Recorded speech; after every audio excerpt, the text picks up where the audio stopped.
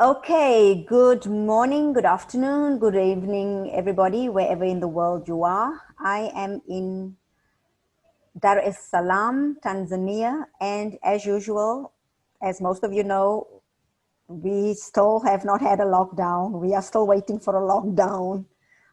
Apparently, there's no COVID-19 in this country, and based on the fact that I'm still alive and kicking, it's probably true that there's no COVID-19 here. Because look, I'm here. Hi. Okay, so today we're going to talk to a good friend of mine. Her name is Bernice, but she will introduce herself later.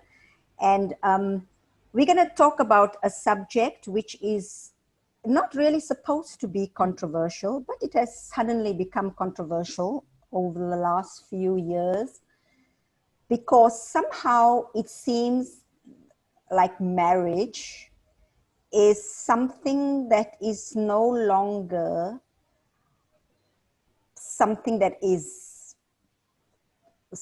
done anymore.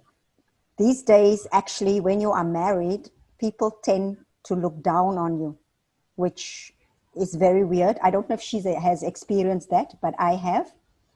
Because, you know, today we're all about the modern woman who is independent. She doesn't need a man. She can make a baby all on her own. I don't know how that works scientifically, but that's how it goes. But without further ado, Bernice, can you please introduce yourself? Okay, hi, I'm Bernice, originally from South Africa, from a very small town in Alawal North in the Eastern Cape. I'm currently residing in Malaysia. So yeah, thank you so much, Celeste, for having me on your show. It's a really big privilege. And I'm excited to share with you. Okay, thanks, Bernice. Okay, so you heard what I said about this thing about marriage, how it's just not a thing anymore. And you and I are like a few of the people that I know that are married.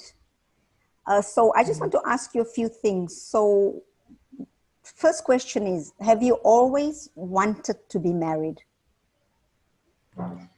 Okay, I actually, it wasn't my life ambition to get married.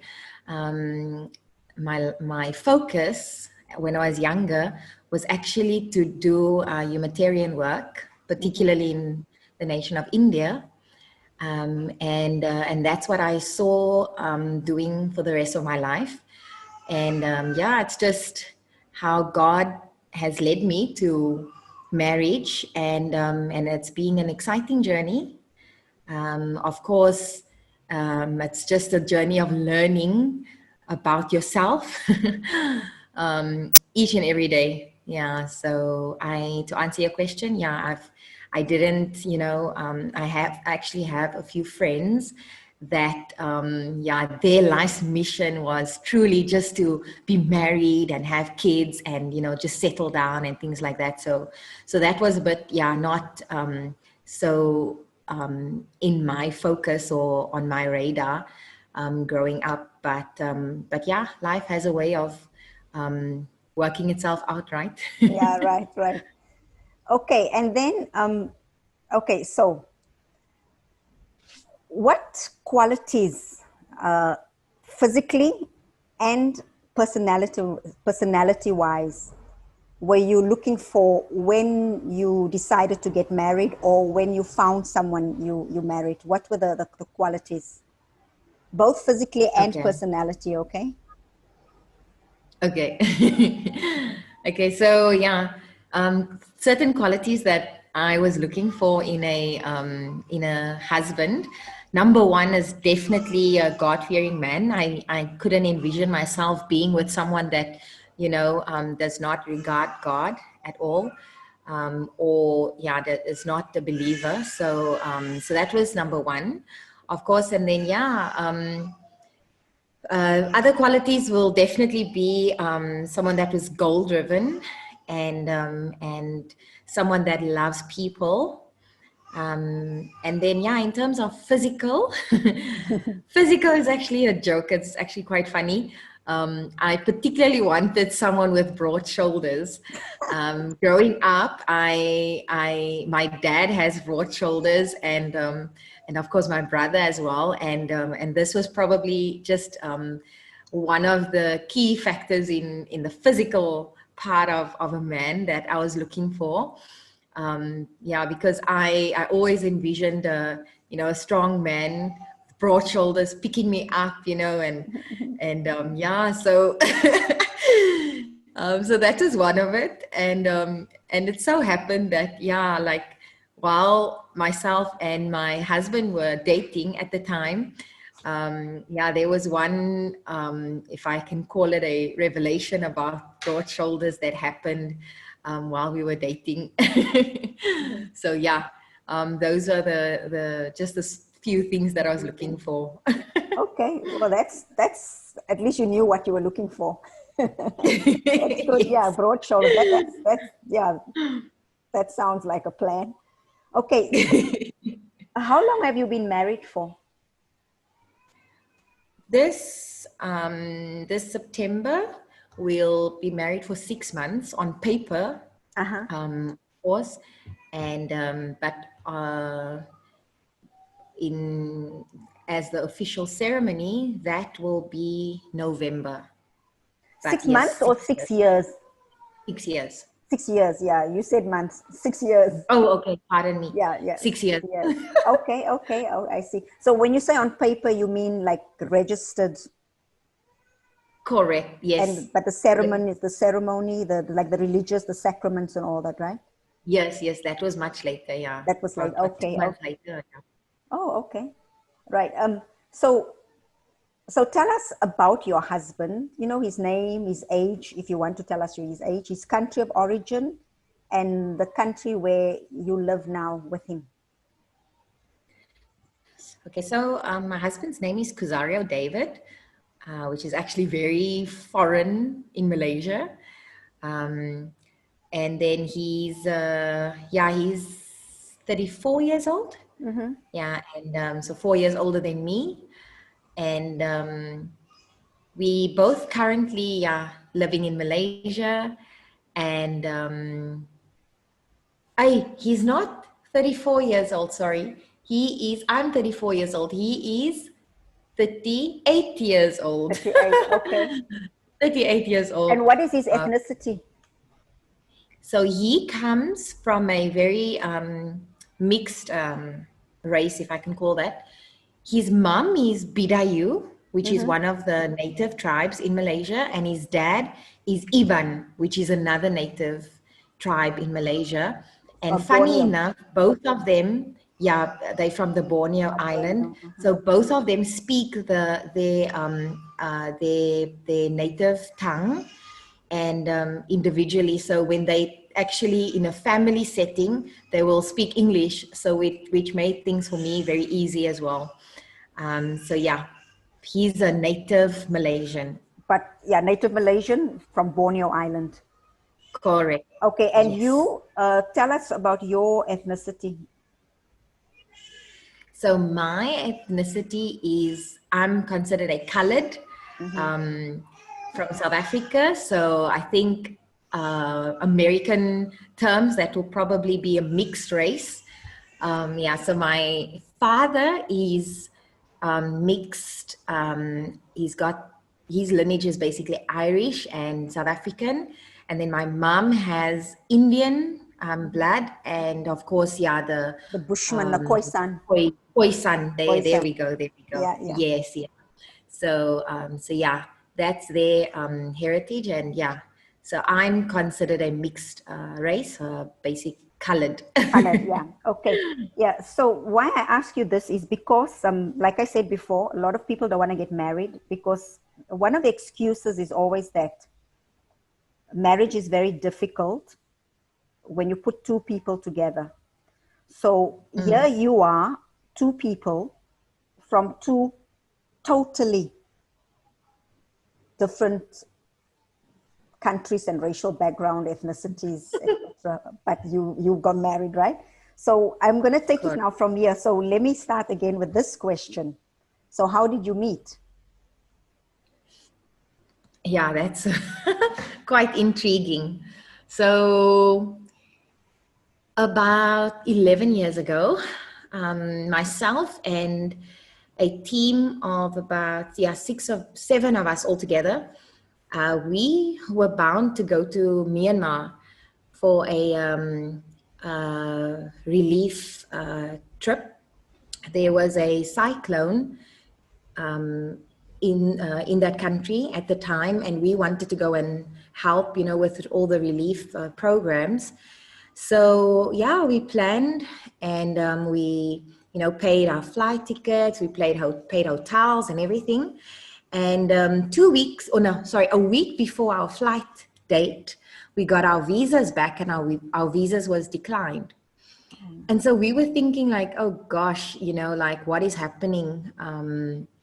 Why would God allow this? I mean, yeah, we're going to, help this nation and help the people. And now, our visas are declined. So what happened was within that week, it's a Christian group of us. So within that week, we just prayed and, we asked God, like, okay, where should we go? And, what should we do? And within like 3 days, we came back together and we felt that, God is just saying, go. So we were like, okay, where do we go to? Because our flight ticket is, for Myanmar, and everything is paid for, but we can't enter, of course. So within that week, we contacted our pastor in Malaysia, and we told him the scenario, the situation, and we of course told him, that we can come and serve Malaysia for 2 weeks, in any capacity that they need. And yeah, he was quite open for it. And within what a few days, we rebooked, hotels here and things like that. And the funny thing is that our flight tickets, the stopover was Malaysia. And of course, as South Africans, we don't need a visa, entering Malaysia. So this was like just, beyond explanation, and just beyond us. So we figured, okay, let's just go. And so during that 2 weeks, I myself and Kuzario bumped into each other on several occasions, but there was no spark, or there was no, like, what is this, first The attraction or anything like chemistry. that. Yeah. And yes, yes, absolutely. I think nothing from my side, maybe there was a little from his side, but Mhm. he also didn't say anything. And yeah, so during that trip, I think it was the last Sunday, that we saw each other again, and that's when we actually like officially met and exchanged contacts and everything. And so from that trip, we actually stayed in touch, but this was also just via email at the time. And yeah, and so we just kept in touch. But of course, as things progressed, we started having an attraction, and we thought, okay, let's explore a relationship. So it was a year later that I went to Philippines for a conference. And after the conference, I thought, okay, a friend and I just came for 1 week to Malaysia. And yeah, and so we kind of just followed up on the relationship. And that year, June 2010, we on the 28th of June, we then started the relationship formally. So yeah, it was a 4-year long distance relationship, which is actually a lecture for another day. 4 years long distance is, it's not a joke, but Wow. yeah, that's a session for another day. So anyway, so we had our 4-year long distance relationship, and then after 4 years, yeah, we got married. So now it's 6 years later. Yeah. 6 years. Wow. Okay. So Right. Sorry. our just to answer the question again, our meeting, or how we met, was definitely beyond us. It was definitely, yeah, just God's orchestration. Okay. Right. So I did ask the qualities you were looking for, and then you said broad shoulders, etc. But what attracted you eventually when you started getting interested in him? What really was it that attracted you to him? Yeah. So the fact that we didn't see each other a lot was really just, a trust basis as well. What the qualities that really attracted me to him was the fact that he was so humble. Mm, He's a very steady guy. He knows what he wants in life, and yeah, and particularly one thing that stood out the most for me is his meekness, mm-hmm, mm-hmm. which is, yeah, really his um, uh, controlled countenance, basically, yeah. But um, yeah, strength under control, Right. if you can Okay. put it like that. So that Right. was one thing that really stood out for me, and that's what really attracted me to him. Yeah. Oh, okay. Wow. Sounds so romantic. Okay. Now, okay, so we know like that you are of different nationalities, because him being Malaysian, you being South African, and then him being, and also different ethnicities, him being a native Malaysian, and you actually also indigenous South African, because Coloureds, Bushman, Khoisan, we are the indigenous Yes, correct. race. So everybody out there, uh, trigger warning, we are the indigenous people, in case there's any dispute. Okay, mm. and so what I want to ask you, okay, is then what about the social status differences, and what about faith differences? Any difference there? You're from the Okay. same social background? Yeah.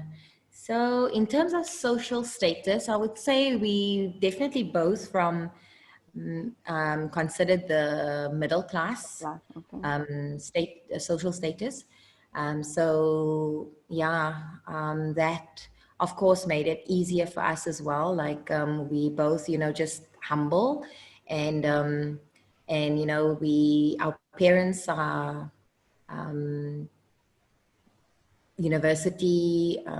They had the opportunity to go to university, which was also them being the first in, the whole family line to go. So of course, this paved a way for us as well. So yeah, our social status is definitely very alike. And even our backgrounds as well, funny enough. If, I mean, you also married to a Malaysian, so you probably would have picked up this along the way as well, which is, people, Malaysia is of course divided into two islands.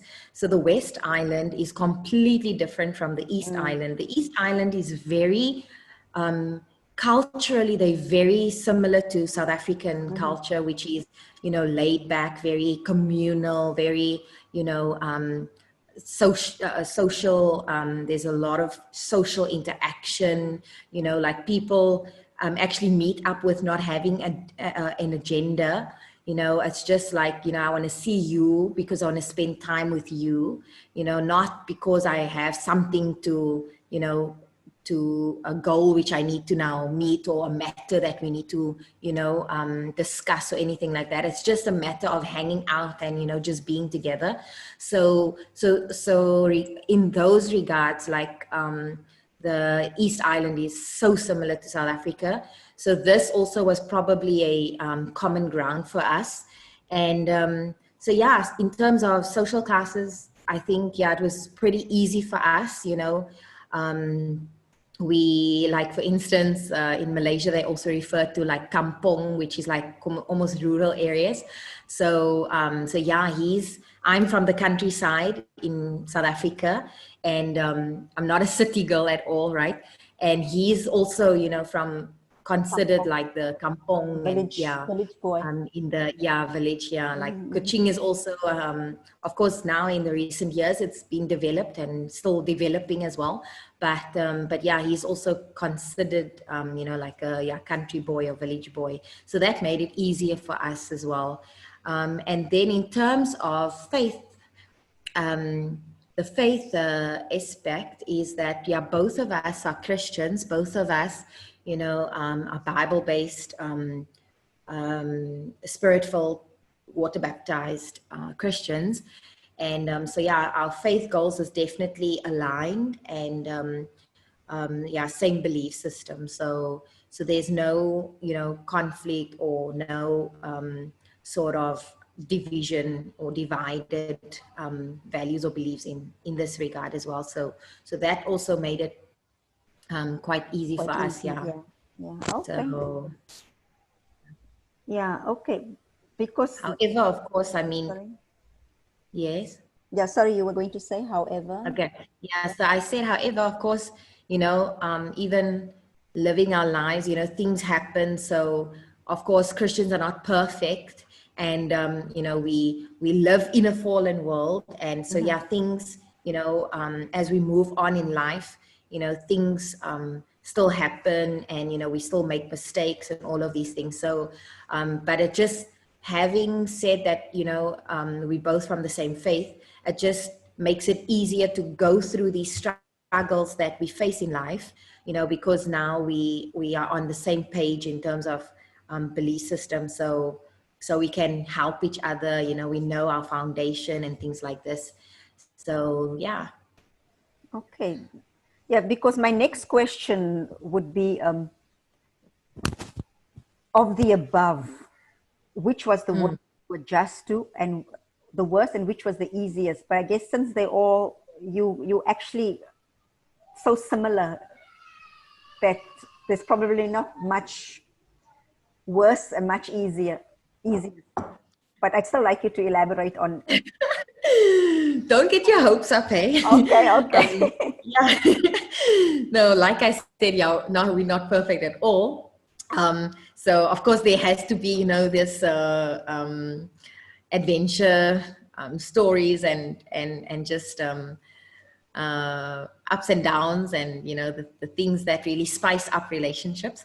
So I would say the worst a thing that we had to adjust to is definitely, okay, this is a personal thing, but it's definitely physical boundaries, especially in public, because like you would know as well, Malaysia is a super reserved Yes, conservative. nation. Yes, so so me coming from a nation that is super expressed, you know, yes. in everything, so that is definitely the biggest adjustment or biggest challenge that we had to face as a couple, because Kuzario grew up with, you know, very you know, he's I mean, his family is also not very expressive at all. Okay. So it's not just a nation thing, but it's, you know, it's of course personal and family as well. So yeah, I come from a totally different, in this regard, we come from totally different backgrounds, I would say, where my family, again, we are super relaxed and super expressive in everything, right? So we will, you know, just hug each other all the time, and you know, kiss each other. I mean, even in as South Africans, it's so common where, you know, you get to gatherings and people actually like lip kiss each other, Yes, even yes. though, When like when they meet, you know, yeah, for the yeah, yeah. first time, and it's not weird at all. Whereas in Malaysia, this is completely taboo. You know, like you can't even really, hugging is even also a, it's, I think nowadays in the new generation, it's probably more acceptable, you know, but of course it's still kind of, you know, looked down upon, especially in public. So yeah, the physical boundaries thing was definitely the a very big a very big Adjustment. thing that we had to, yeah, learn, and that I think we are still, you know, even being married 6 years, it's still something Oh, that you know, we're trying to get used to, because the thing is, in what is this there's actually a particular incident as well that happened during Cusario's university years that has made him even more cautious in public in a public setting. Yeah, Mm-hmm. sorry, my phone is ringing in Yeah, the no, that's background. fine. Let me just put it on silent. Okay. So anyway, yeah.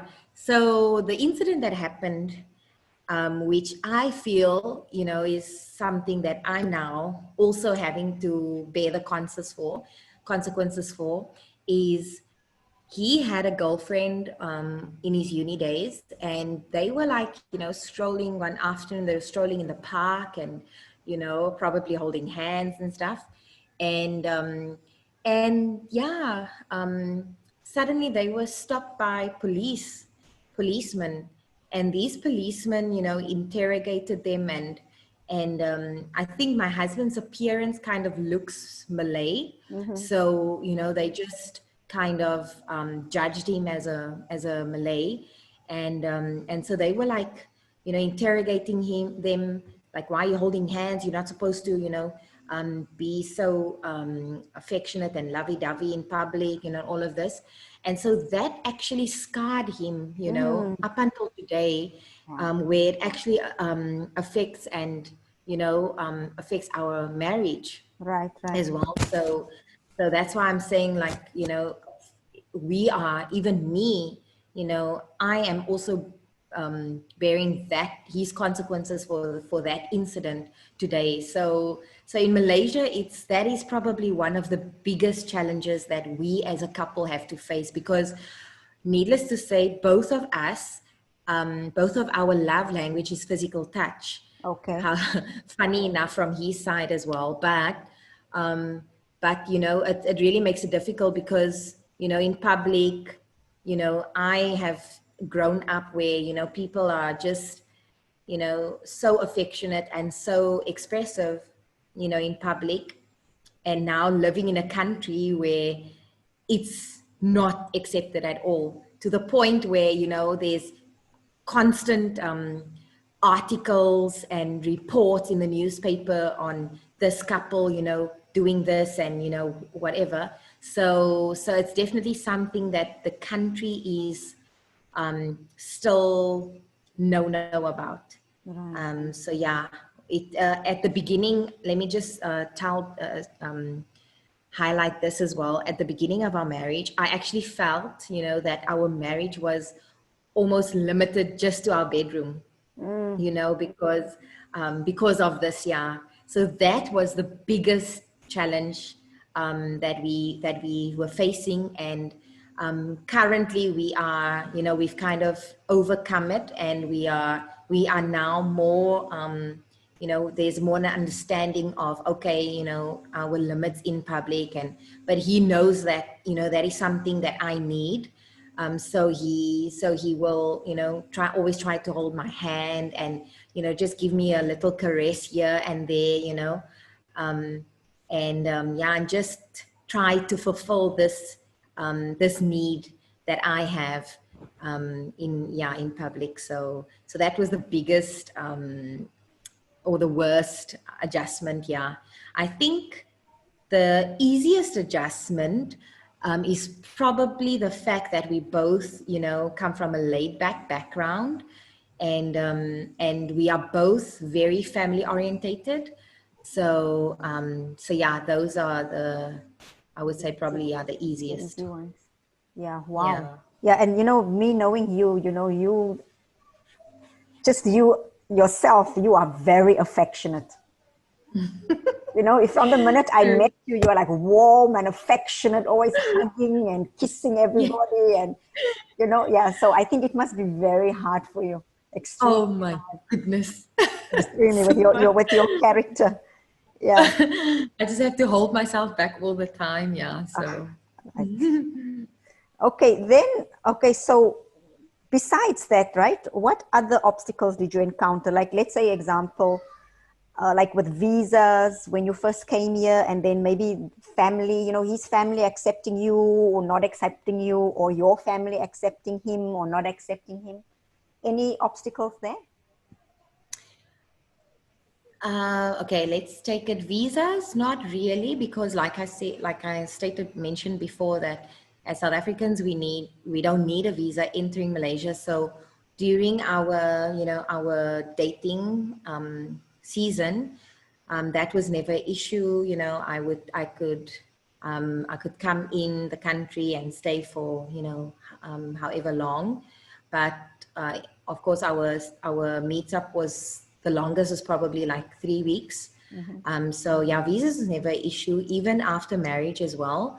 I'm currently on a spouse visa, and then hopefully soon, of course, after this whole COVID drama, but soon I can, of course, apply for PR, which will just, I'm not sure about all the benefits, but of course, status-wise, that will just be better than a spouse visa. So other than that, we didn't actually have much obstacles in terms of family acceptance from both sides.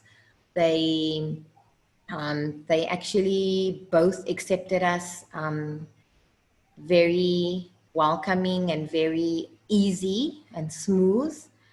So yeah, I can't recall that there was any obstacles in those cases. Yeah, so I think probably for my family, it was just, a hard acceptance that I will now be not living in the Yeah, same country that as them country. anymore. So yeah, that was a bit of a hard pill for them to swallow. But yeah, they, fortunately enough, they have come to visit us, for quite some time throughout these 6 years. So yeah, and I think with technology nowadays as well, countries have become so Smaller. much more closer. Yeah, smaller as well. Yeah. Yeah. So yeah, in terms of obstacles, I don't think, yeah, there was much. Okay. Um, But I want to ask, but the thing is, like, before his family met you, like, you are an African woman. Did they mm. have the misconception that you are like an African woman, and then when they saw you, they were like in shock? Or did they know beforehand that coloreds look like you? Yes, so actually, they didn't even know, that that colors exist. They, of course, when I mean, of course, Kuzaria always showed them photos of me Oh, okay. before we actually met, so they kind of knew how I looked. But yes, there was that misconception about South Africans, because I think in general, most Malaysians, or Asians as such as well, they just think that Africans is black, all black, Yes, yeah, so yeah. of course it's still a reality that I'm still facing every day, as I'm meeting people every day, they will just like be, are you sure you're South African? Or Mm-mm. yeah, yeah, I don't think for me it was a big issue, in terms of painting the picture and the truth of, the different cultures in South Africa, and of course just educating them, so yeah. I think our biggest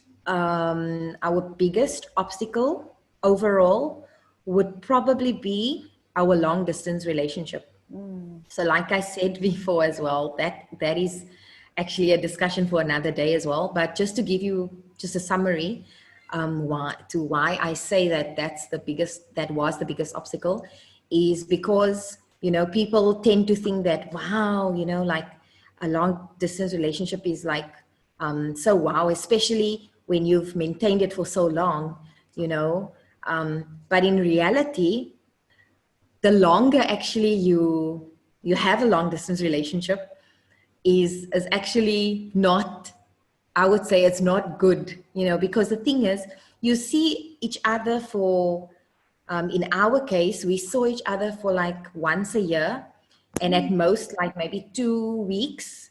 The longest was probably 3 weeks.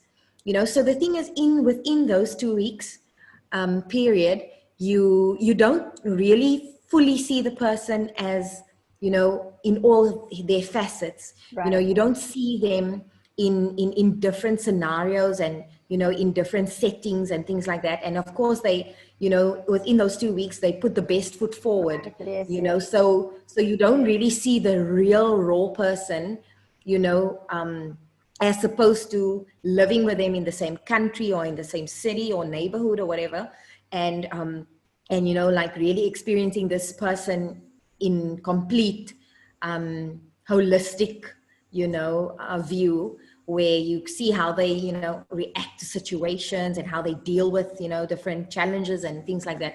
So the reason being said is, when we got married, then we actually, you know, we were living together. We were like, you know, in each other's faces all the time. And so that's when we now got to really know, you know, each other completely.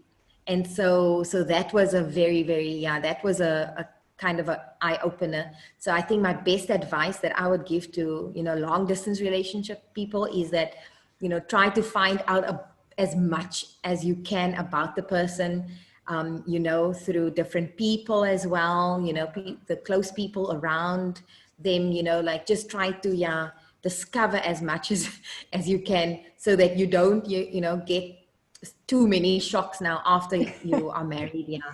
Yeah. Because yeah, it's probably, I think it's probably too late already to, you know, kind of walk out or whatever.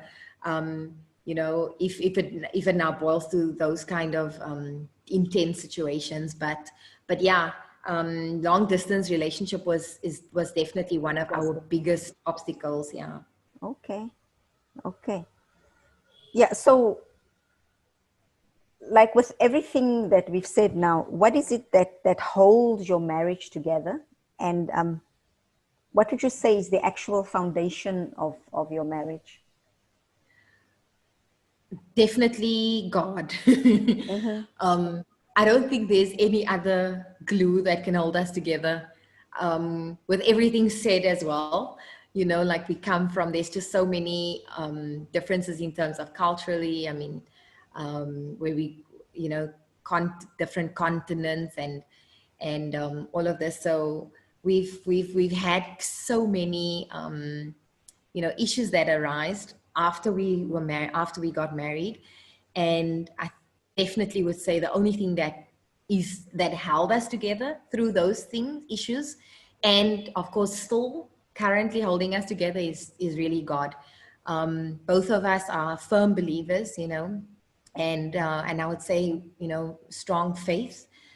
um, However, of course, you know, both of us, you know, have made huge mistakes in life as well, even, you know, after marriage as well. So the only way that we were able to walk through those challenges is, you know, with God, with the help of God. If I think if we didn't have God, and if we didn't, you know, have such a strong faith in God, I honestly, we wouldn't probably have been together today. So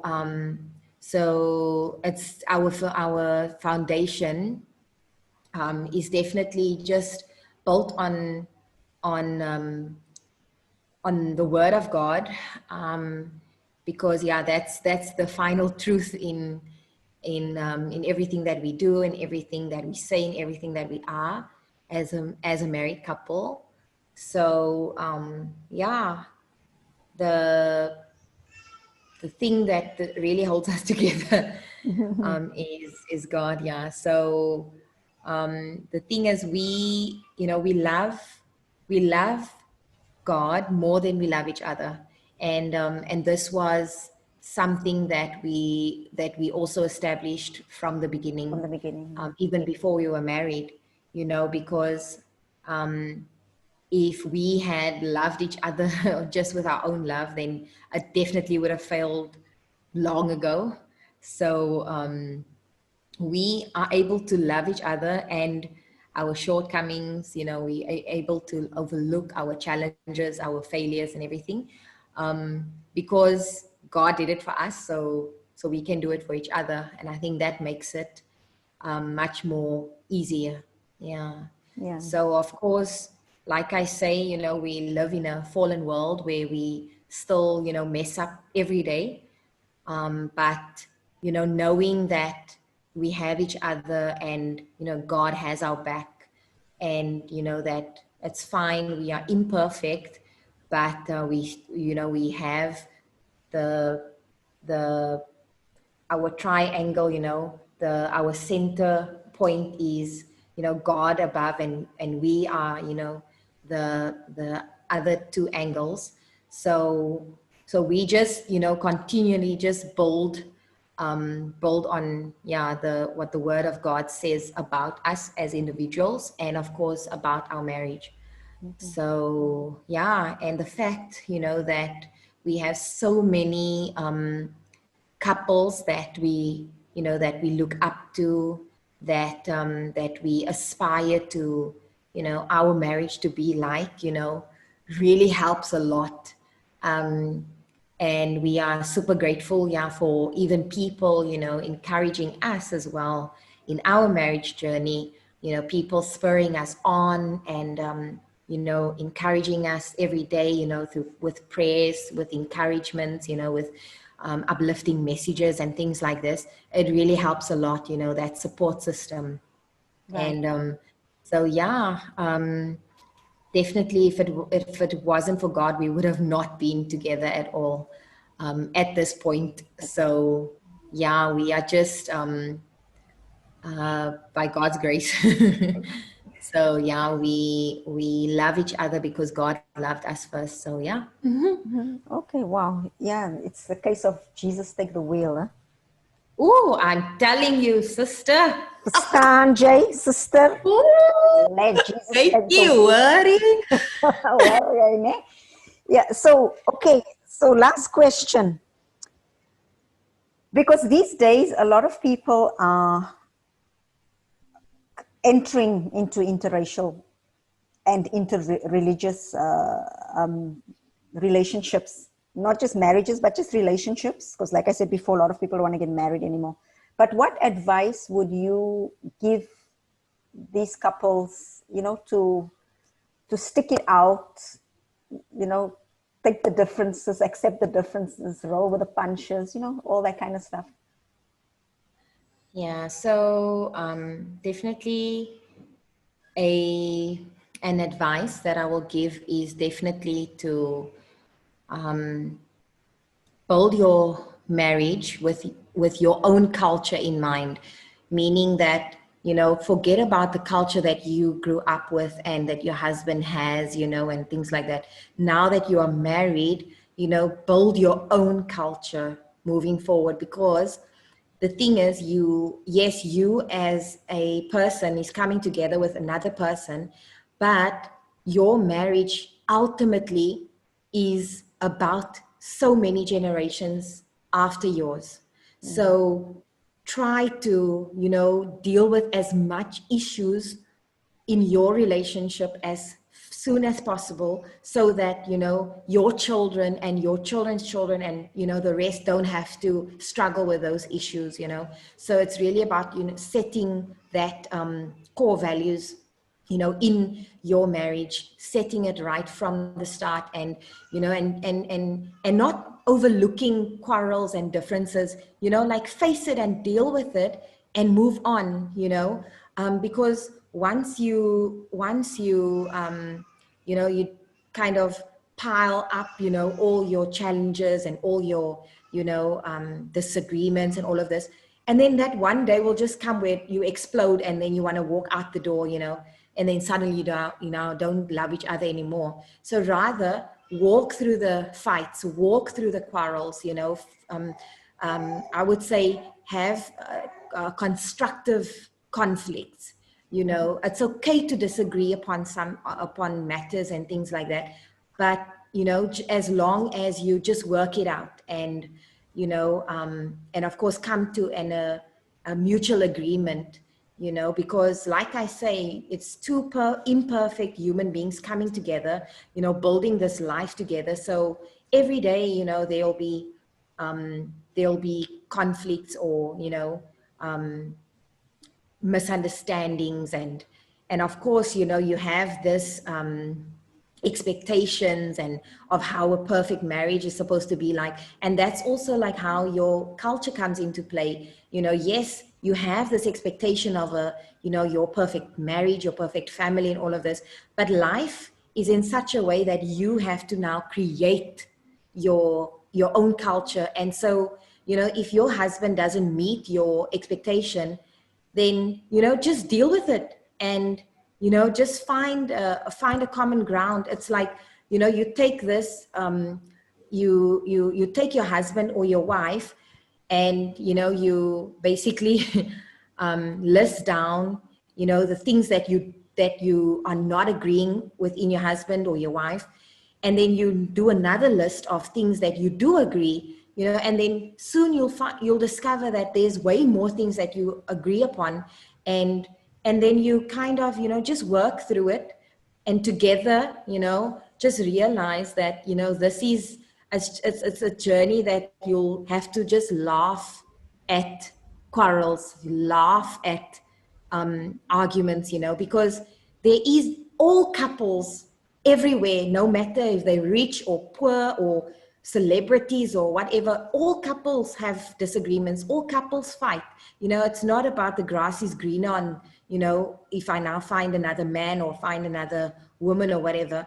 You know, really, it's just having to go through those shortcomings, those failures together, and, you know, not pointing fingers. Yes, you know, you maybe didn't know things about your partner before you were married, but now that you're married, you just have to deal with it. You know, you signed a contract, you are now legally married, you are married before so many witnesses, you know, and so, yeah, things fights will occur, but at the end of the day, you just have to laugh about it, of course, work it out constructively, you know, and then, yeah, just kind of deal with it, and, yeah, find a mutual common ground to move forward.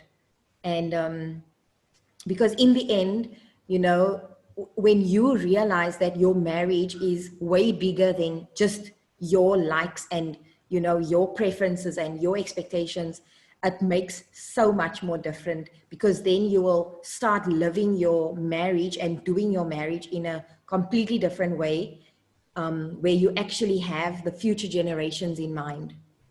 Yeah, that's so true. Huh? And okay, So, how many children do you yeah. have?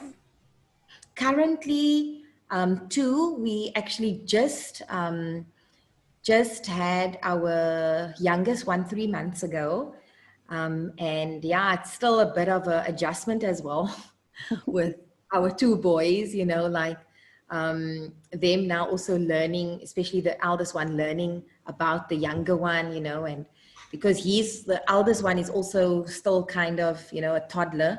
He's only 3.5. So, of course, he's also learning a lot, you know, with us. So, yeah, we just take it day by day. And of course, we believe that, you know, God will never give us something that we cannot handle.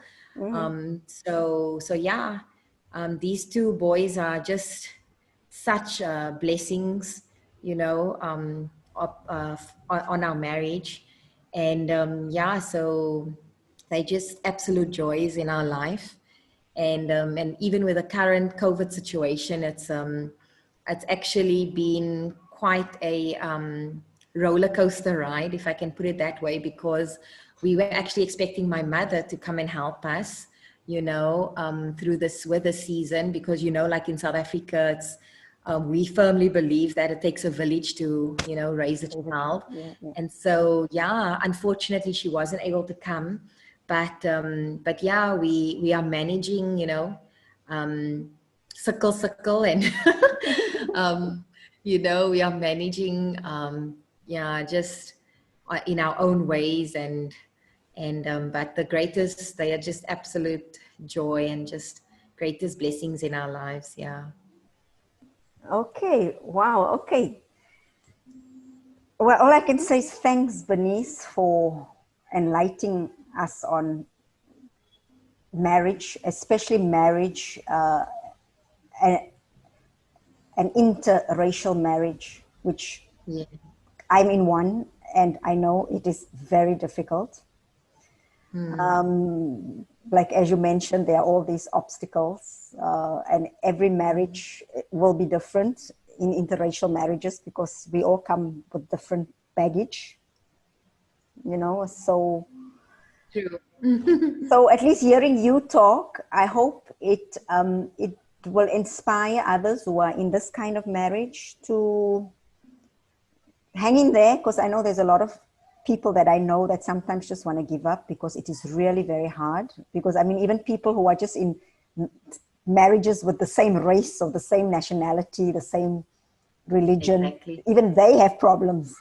So this is True. like taking it to another level. So that is why I wanted to do this interview with you, because I need more married women to come forward and to talk about the problems we have in marriage, the benefits of marriage. Yes. Life still goes on when you're married. It doesn't mean your life ends. You can still show up and look fabulous and to have a career and, you know, etc. Mm. So thank you so much, Bernice, for this, and keep well, and regards to the family, and speak to you again. Thank you so much, Celeste, once again for having me on your show. And I would definitely, I salute you for having this program. It's so valuable and it's so important, especially in this age, you know, that we need couples to authentically share what marriage is about. You know, we've come from, we've seen marriages where people don't talk about challenges, you know, and so that's why people, you know, us younger people have this image of perfect marriage, you know, where people don't fight, where actually that's not the case at all. So your platform, you know, is about people sharing real truth about what marriage really is about. And so thank you for having this platform. It's really so needed and truly so valuable. So I'm excited to hear more women sharing on the, yeah, like you said, you know, everything regarding their marriage, and yeah, and just so that, you know, more younger people can actually make wiser decisions and be more prepared for their own marriage as well. So thank you very much. Um, Hope to see you soon again. Okay, Bernice, thank you so much, and bye bye. Bye bye.